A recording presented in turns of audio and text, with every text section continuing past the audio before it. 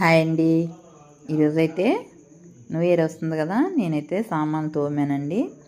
అయిపోయాయి, ఇంకొన్ని ఆగిపోయాయి. ఈరోజైతే ఆ కొన్ని సర్దేద్దామని చెప్పి సర్దుతున్నాను. మీ అన్ని పనులు అయిపోయాయా? ఎంతమంది క్లీన్ చేశారు ఖచ్చితంగా కామెంట్ చేయండి. మనం 2 రోజులు పడుతుంది సామాన్ తోమి సర్దుకుంటే. అన్నీ సర్దుకొని నీట్గా 2 రోజులు ఇల్లు ప్రశాంతంగా చూసుకుంటాం. మళ్ళీ మామూలేనండి, ఎంత శుభ్రం చేసినా దుమ్ము పడతానే ఉండిద్ది.